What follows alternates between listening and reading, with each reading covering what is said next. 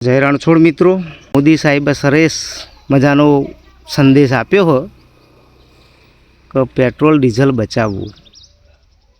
તો કઈ રીતે બચાવવું એનો પણ એમણે સંદેશ આપવો જોઈએ ને.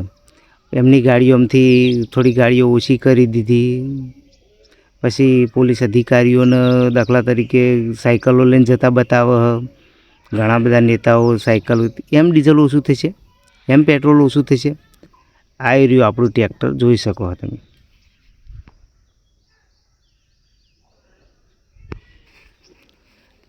હવે કાલે ખેતરમાં ખેડતા હતા ટ્રેક્ટર લઈને, અને ખેડતો ઘેર આયાને ડીઝલ પતી ગયું. ઉપરવાળાની મહેરબાની છે કે ઘેર આયાને ડીઝલ પતી ગયું.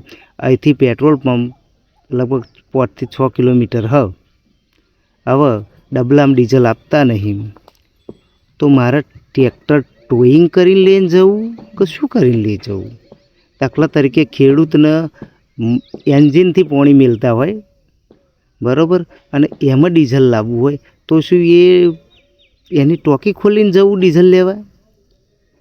આ પરિપત્ર જેણે પણ બહાર પાડ્યો હોય એ મૂરખનો સરદાર જે હોય, મામલતદાર હોય, કલેક્ટર હોય કે ગમે તેવો હોય, કમસે કમ એટલું તો વિચારવું જોઈએ કે ખેડૂતોને ડીઝલની જ્યારે જરૂર પડે તો એકવાર તો જોવા જવું પડે પેટ્રોલ પંપ પર કે ડીઝલ મળે કે નહીં મળતું.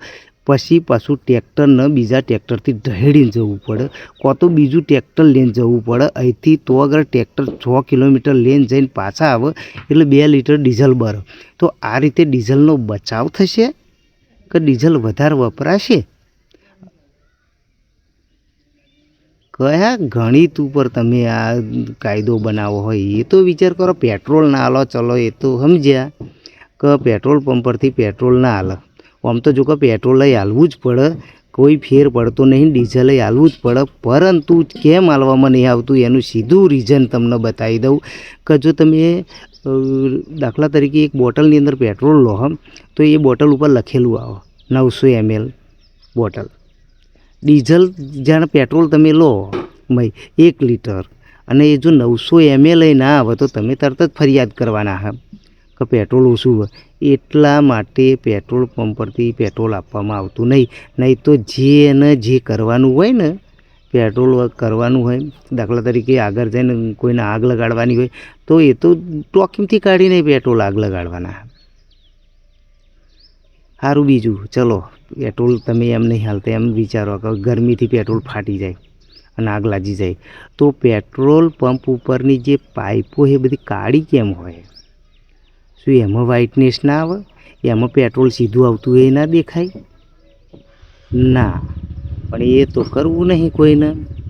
કારણ કે પેટ્રોલ પંપ ઉપર જ મોટામાં મોટી બેઈમાની થતી હોય. 1 રૂપિયો વધી જાય તો ઉહાપો થાય ને, તો અગર 10 ને 50 રૂપિયાનું પેટ્રોલ ઓછું આપવામાં આવે